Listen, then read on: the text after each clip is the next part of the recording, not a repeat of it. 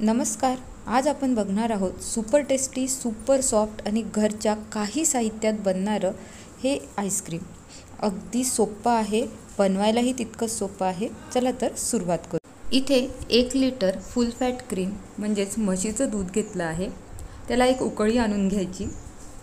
उकळी आल्यानंतर त्याच्यातलं 2 चमचे दूध बाजूला वाटीमध्ये काढून घ्यायचं आहे आणि फ्लेम लो करून या दुधाला आटू द्यायचं आहे साधारण 7 ते 8 मिनिटं. तोपर्यंत एका बाजूला 2 चमचे गव्हाचं पीठ आणि 2 चमचे दूध पावडर घेतली आहे. दूध पावडर अगदी ऑप्शनल आहे.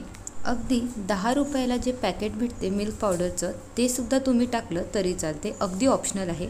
त्यानंतर गरम केलेलं दूध आपण यामध्ये मिक्स करणार आहोत. कुठेच याच्या गुठळ्या ठेवू नका. 7 ते 8 मिनिटानंतर दूध हे थोडंसं आटलं आहे.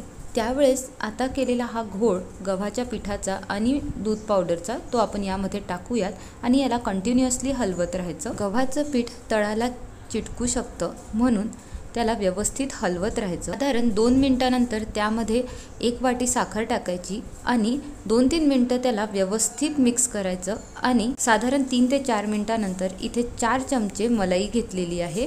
तुम्ही फ्रेश क्रीम सुद्धा वापरू शकता. याला 2 ते 3 मिनिटं असंच लो फ्लेमवर होऊ द्यायचं. याच्यात केसरच्या काड्या टाकल्या आहेत, अगदी ऑप्शनल. गॅस बंद करून थंड होऊ द्यायचं.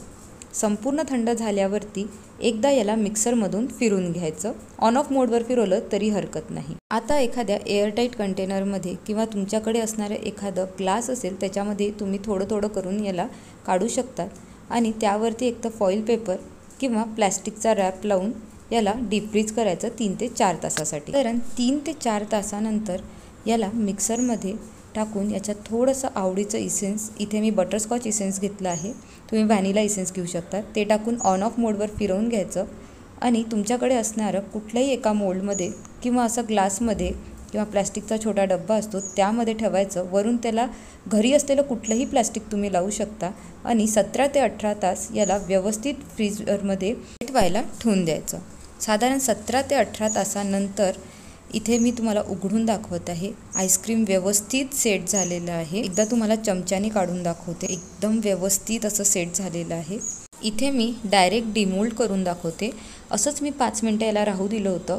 आजूबाजूने त्याच्या कडा तशाच सुटल्या आणि आईस्क्रीम हे डिमोल्ड करून याला व्यवस्थित असे काप करून तुम्हाला दाखवत आहे. तुम्ही डायरेक्टसुद्धा चमच्याने खाऊ शकता. यावरती आता एक चॉकलेट थोडंसं किसून यावरती टाकत आहे आणि यासोबत तुम्ही ड्रायफ्रूटसुद्धा टाकू शकतात आणि इथे काही गुलाबाच्या पाकळ्या टाकायच्या. त्यांनी चव आणखीनच छान लागते. तुम्हीसुद्धा नक्की ट्राय करा. गव्हाच्या पिठाची कुठेच टेस्ट लागत नाही. हे तसंच खूप टेस्टी लागते. आईस्क्रीम जर सेट होत नसेल तर त्याला संपूर्ण 2 दिवस व्यवस्थित डीप फ्रीजरमध्ये सेट होऊ द्या, लगेच सेट होईल. व्हिडिओ आवडला तर लाईक, शेअर आणि चॅनलला सबस्क्राईब नक्की करा.